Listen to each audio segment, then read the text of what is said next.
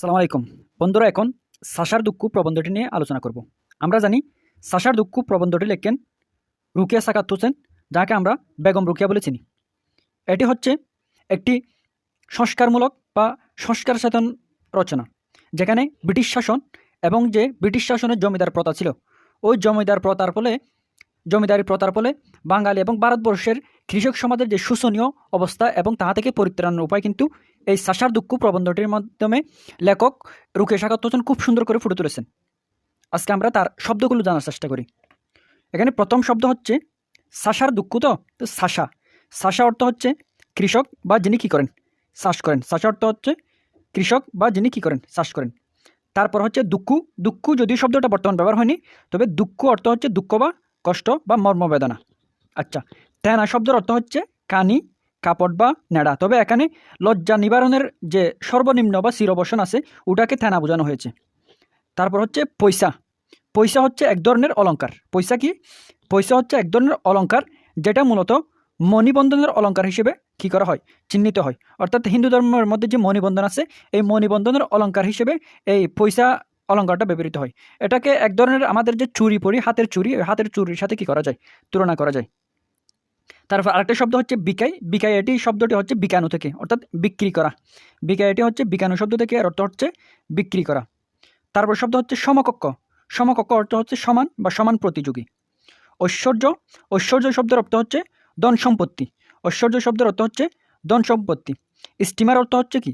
জলযান। Steamer অর্থ হচ্ছে জলযান, অর্থাৎ বুটের মতো যেগুলো সমুদ্রের মধ্যে বা পানির মধ্যে চলাচল করে, সে যানবাহনগুলোকে কী বলা হয়? স্টিমার বলা হয়। আচ্ছা, তারপরের শব্দ কি? তারপর শব্দ হচ্ছে চটকল। চটকল অর্থ হচ্ছে পাটকল, অর্থাৎ যেখানে চট বানানো হয় বা পাটের আঁশ দিয়ে বিভিন্ন বস্ত্রাদি বানানো হয়, তাকে কী বলা হয়? চটকল বলা হয়। তারপর হচ্ছে বায়োস্কোপ। বায়োস্কোপ অর্থ হচ্ছে চলচ্চিত্র বা সিনেমা। এটি বায়োস্কোপ শব্দের সাথে যদিও আমরা এখন পরিচিত নই, কিন্তু এটা 19 শতকে, অর্থাৎ 18 শতকে বা 19 শতকে কিন্তু এটি খুবই প্রচলিত ছিল। এটা হচ্ছে এক ধরনের ভিডিও প্রজেক্টর বা চলচ্চিত্র প্রজেক্টর, যেখানে যে ছবিগুলো দেখানো হয় সেগুলো প্রথম যে ছবিগুলো দেখানো হতো সেগুলো অর্থাৎ চলতো, অর্থাৎ ভিডিও আকারে দেখানো হতো আর কি।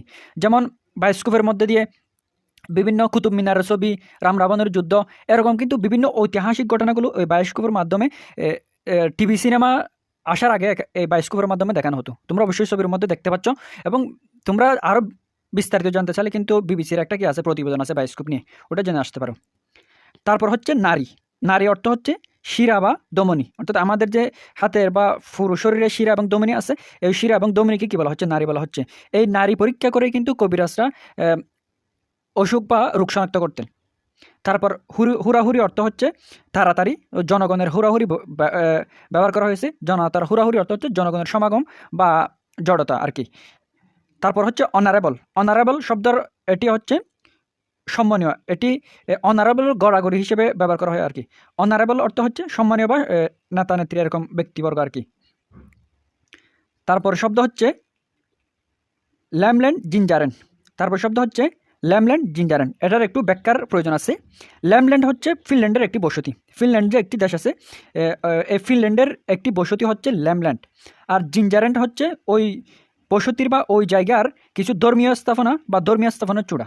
এখানে সাশার দুঃখ প্রবন্ধের মধ্যে এই ল্যামল্যান্ড জিঞ্জারেনটি স্থাপত্যের বিকাশ বা আধুনিক স্থাপত্যর নিদর্শন বোঝাতে কিন্তু এই ল্যামল্যান্ড জিঞ্জারেন শব্দটি ব্যবহার করা হয়েছে।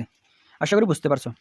তারপর শব্দ হচ্ছে নিমকহারাম। নিমকহারাম অর্থ হচ্ছে অকৃতজ্ঞ, অর্থাৎ যে কৃতজ্ঞ স্বীকার করে না বা তাকে কি বলা হয়? নিমকহারাম বা অকৃতজ্ঞ বলা হয়।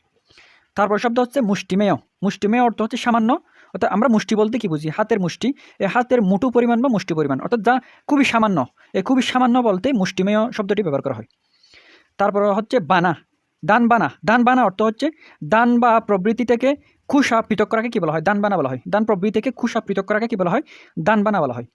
তারপর শব্দ হচ্ছে গ্রামোফোন। গ্রামোফোনের অর্থ হচ্ছে কলের গান। গ্রামোফোন শব্দের অর্থ কি? গ্রামোফোন শব্দের অর্থ হচ্ছে কলের গান, অর্থাৎ আজকে রেডিওর সাথে তুলনা করতে পারো, যেখান দিয়ে শুধুমাত্র বিভিন্ন গান বা বিভিন্ন মিউজিক শোনা হয়, তাকে কি বলা হতো? গ্রামোফোন বলা হতো। তারপর শব্দ হচ্ছে উদর। উদর অর্থ হচ্ছে পেট। উদর অর্থ হচ্ছে পেট। দান্য অর্থ হচ্ছে দান, দান্য যার। তারপর হচ্ছে পৃথিবী তার আর কি।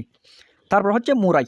মুরাই অর্থ হচ্ছে একটি পাত্র, মুরাই হচ্ছে একটি পাত্র যেখানে ধান রাখা হয়, অর্থাৎ ধান রাখার পাত্র বা যে ডুল আছে এই ডুলকে মুরাই বলা হয়, ধান রাখার পাত্র কি বলা হয়, মুরাই বলা হয়। তারপরে ইউরোপ মহাযুদ্ধ বলতে কিন্তু প্রথম বিশ্বযুদ্ধকেই বোঝানো হয়েছে। আমরা জানি 1914 থেকে 1919-এর দিকে ইউরোপে একটা পুরো দেশব্যাপী একটা কি হয়, ইউরোপ থেকে শুরু হয়ে যেটা পুরো বিশ্বতে ছড়িয়ে পড়ে, যেটাকে ইউরোপ মহাযুদ্ধ বা প্রথম বিশ্বযুদ্ধ বলে আমরা চিনে থাকি। তারপর কিন্তু আরেকটা দ্বিতীয় বিশ্বযুদ্ধ কিন্তু আমরা দেখতে পাই পৃথিবীর ইতিহাসে। তারপর শব্দ হচ্ছে সর্বশান্ত। সর্বশান্ত এটি হচ্ছে সর্বস্ব সংযুক্ত অন্ত। সর্বস্ব সংযুক্ত অন্ত, অন্ত অর্থ কি শেষ, অর্থাৎ যার সব কিছু শেষ হয়েছে বা সর্বহারা, এটাকে সর্বশান্ত বা সর্বশেষ বলা হয় আর কি। তারপর হচ্ছে শের। শের এটি কিন্তু কেজি হিসেবে ব্যবহার করা হয়, তবে শের এটা হচ্ছে পাত্র বা বিভিন্ন পাত্র দিয়ে যেগুলো মাপা হয়, বিভিন্ন পট বা এরকম বিভিন্ন পাত্র দিয়ে যেগুলো মাপা হয় সেগুলোকে কি বলা হতো, শের মাপা বলা হতো। এটা প্রায় কেজির মতো, আজকের যে আমরা গ্রাম হিসাব করি এই গ্রামের কেজির সাথে তুলনা করা যায়। অর্থাৎ এক শের সমান হচ্ছে 9.931.76 গ্রাম, প্রায় 932 গ্রামের কাছাকাছি, প্রায় মানে 1000 গ্রামের কাছাকাছি আর কি। গৃহীত অর্থ হচ্ছে গি পুয়াটাক।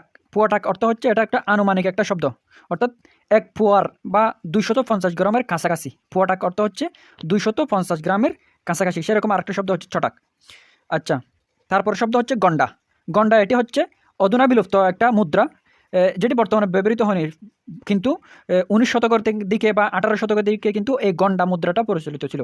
এই গন্ডাটার সাথে যদি বর্তমান মুদ্রা তুলনা করি তাহলে হবে বর্তমান যে পয়সা আছে, এক পয়সাতে কিন্তু 5 গন্ডা, এক পয়সাতে কিন্তু 5 গন্ডা, সেটা কি হিসাব করা যায়।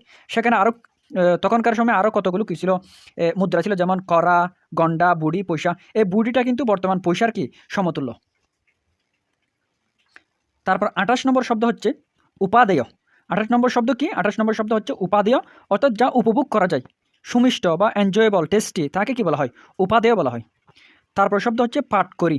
পাট অর্থ হচ্ছে আমরা জানি পাট, আর কড়ি অর্থ হচ্ছে কাঠি, পাটের কাঠি। পাট কড়ি অর্থ কি, পাটের কাঠি বা পাটের জ্বালানি। অর্থাৎ পাট গাছ তো তোমরা চিনো, ওই পাট গাছ থেকে যে আঁশটা নিয়ে নেওয়ার পর যে কাঠটা থাকে সাদা, ওই সাদা কাঠকে কি বলা হচ্ছে, পাট কড়ি বা পাটের কাঠি বলা হচ্ছে।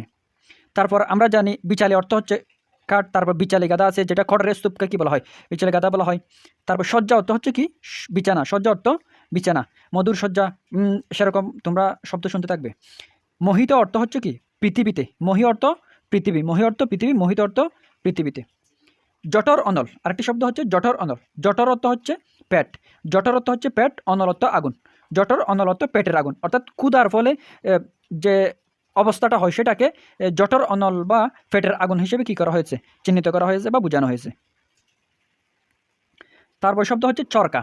চরকা হচ্ছে বর্তমান তো বিভিন্ন যন্ত্রপাতির মাধ্যমে কি বস্ত্র বা কাপড় কী করা হয়, বানানো হয়। তখন কিন্তু ওই চরকা যন্ত্র ছিল, যেখান মাধ্যমে সুতা কাটানো হতো, অর্থাৎ সুতা কাটার হস্তচালিত যন্ত্রকে কী বলা হচ্ছে, চরকা বলা হচ্ছে। সেরকম আরেকটা শব্দ হচ্ছে টেকু। এই টেকু কিন্তু চরকা আর টেকু প্রায় একই জিনিস। তারপর গুটি হচ্ছে কি, রেশম পোকার কুশ। আমরা জানি রেশম পোকারা যে কী করে কুশ তৈরি করে বা যে বাসা তৈরি করে, সেখান থেকে কিন্তু ওই রেশম পোকা থেকে কিন্তু আমরা একটা কাপড় পেয়ে থাকি, সেটাকে আমরা রেশমি কাপড় বা রেশমি সুতা বলা হয়ে থাকি। এই রেশমি পোকার কুশকে কী বলা হয়, এই রেশমি পোকার কুশ যেখান থেকে রেশমি কাপড় বা রেশমি সুতা পাওয়া যায় সেটাকে গুটি বলা হয়। তারপর আরেকটা শব্দ হচ্ছে নুন। নুন এটা কিন্তু খুব সুন্দর করে মনে রাখবা, ওখান থেকে কিন্তু ন্যূনতম। নুন অর্থ হচ্ছে কম বা অল্প, শব্দটা ন্যূনতম নয়, এটা হচ্ছে ন্যূনতম। ন দীর্ঘ উকার জফলা দন্ত ন তম, ন্যূনতম অর্থাৎ খুবই অল্প বা কম। প্রাণেল। প্রাণেল এটি হচ্ছে পশমি নরম কাপড় বিশেষ, পশমি অর্থাৎ পশম, বিভিন্ন বেড়ার পশম বা এরকম যাদের থেকে বা প্রাণীর পশম থেকে যে কাপড়গুলো বানানো হয় সেটাকে পশম প্রাণেল বলা হয়, অর্থাৎ পশমি নরম কাপড়কে কী বলা হয়, প্রাণেল বলা হয়। খাঙ্গাল। খাঙ্গাল অর্থ হচ্ছে দরিদ্র। খাঙ্গাল অর্থ হচ্ছে লুলুপ, লুবি, চাহিদা সম্পন্ন। তবে এখানে দরিদ্র অর্থে কি ব্যবহৃত হয়েছে খাঙ্গাল শব্দটি, এটাও তাপ না, এর শব্দটা হচ্ছে তাজ। তাজ অর্থ হচ্ছে টুপি বা মুকুট। রাজা বাচ্চারা যে টুপি বা মুকুট পরে তাকে কি বলা হয়, তাজ বলা হয়। টেকু। টেকু এখানে টেকুর অর্থ দুটো অর্থ, একটা হচ্ছে যার মাথা চুল নয়, আমরা যেটা চিনি। আর তবে টেকু অর্থ এখানে ব্যবহৃত হয়েছে হচ্ছে চরকা হিসেবে, অর্থাৎ সুতু বাঁধার একটা হস্তচালিত যন্ত্র হিসেবে টেকু শব্দটি এই সাসার দুঃখ প্রবন্ধে ব্যবহৃত হয়েছে। তারপর আরেকটা শব্দ হচ্ছে স্কন্দ। স্কন্দ অর্থ হচ্ছে কাঁধ। স্কন্দ শব্দের অর্থ কি, স্কন্দ শব্দের অর্থ হচ্ছে কাঁধ।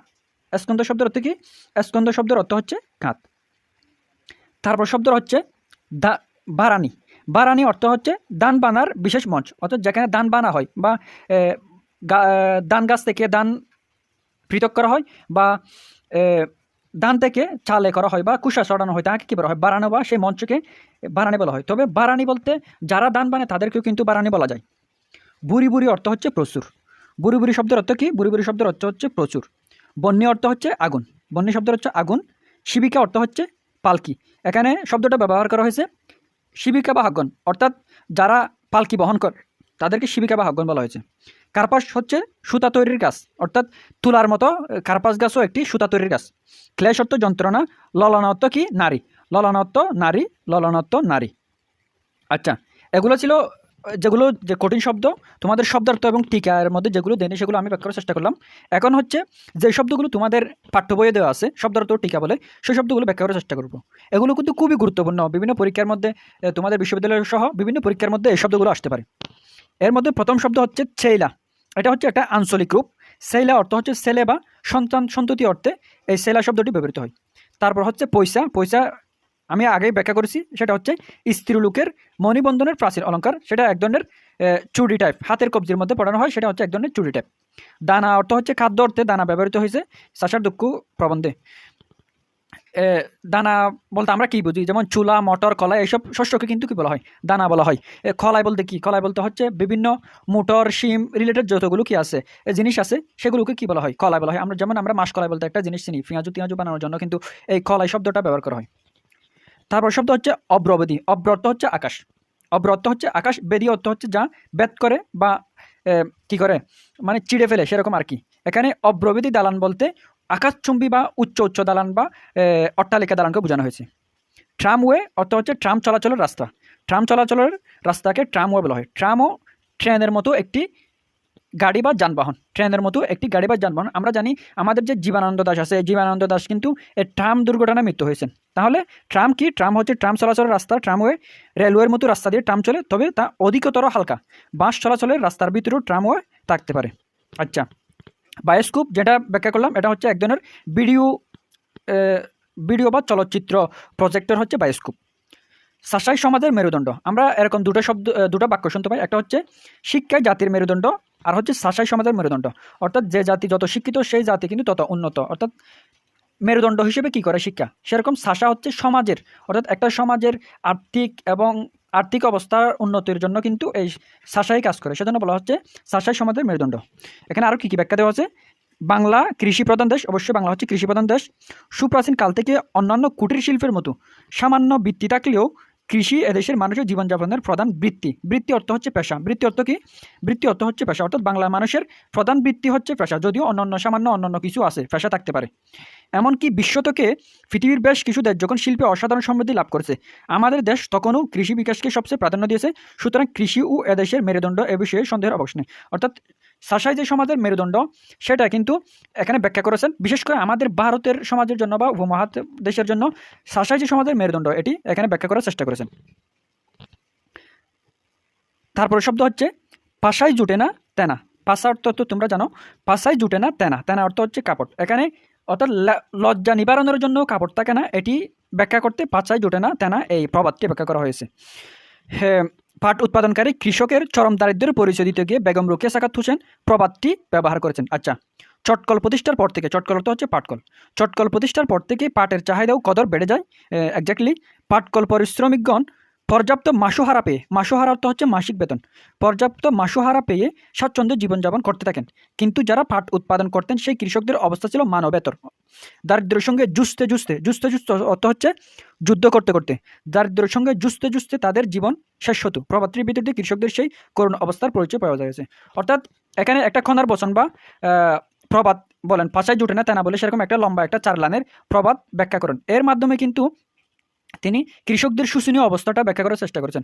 যদিও কৃষকরা কি করে, বিভিন্ন পাট উৎপাদন করে, ধান উৎপাদন করে, কিন্তু তাদের সাধ্য মতো কি পায় না, অন্ন বস্ত্র পায় না। বরঞ্চ যারা ওই কলকারখানায় কাজ করে তারা কিন্তু আরামায়েশে বা নবাবে চাল চালে, কিন্তু যারা মাঠে পর্যায়ে গিয়ে কাজ করে তারা কিন্তু খাদ্য অন্ন বস্ত্র কিছু পায় না। এটি কি করেছেন? ব্যাখ্যা করেছেন। অর্থাৎ ব্রিটিশ শাসন ব্যবস্থা এবং জমাদারি প্রথা বা পুঁজিবাদী প্রথার একটা বিরূপ ব্যাখ্যা এখানে দিয়েছেন। তারপর শব্দ হচ্ছে কৌপিন। কৌপিন অর্থ হচ্ছে ল্যাঙ্গট বা শিরবসন। বসন অর্থ আমরা জানি কাপড়, শিরবসন অর্থ শেষ বসন, অর্থাৎ লজ্জা নিবারণের জন্য পরিধেয় সামান্য বস্ত্রকে কি বলা হয়? কৌপিন বলা হয়। শব্দটা খুবই গুরুত্বপূর্ণ। সেটা কি? কৌপিন অর্থ হচ্ছে লজ্জা নিবারণের জন্য পরিধেয় সামান্য বস্ত্র। মোহিত অর্থ পৃথিবীতে। টেকু শব্দের অর্থ হচ্ছে সুতা পাকাবার যন্ত্র। এরকম আমরা আরেকটা শব্দ পাই টেকুর, সেটা হচ্ছে চরকা। টেকু আর চরকা প্রায় একই জিনিস। একটা হচ্ছে চরকা দিয়ে কাটা হয় আর টেকু দিয়ে পাকা হয়। এন্ডি অর্থ হচ্ছে মোটা রেশমি কাপড়, অর্থাৎ রেশমের কাপড় দিয়ে যে রেশমি সুতা দিয়ে যে কাপড় বানা হয় তাকে এন্ডি কাপড় বলা হয়। এন্ডি অর্থ কি? রেশমি কাপড়, মোটা রেশমি কাপড়। এটি খুবই গুরুত্বপূর্ণ। তারপর আরেকটা শব্দ হচ্ছে বেলোয়ারের চুড়ি।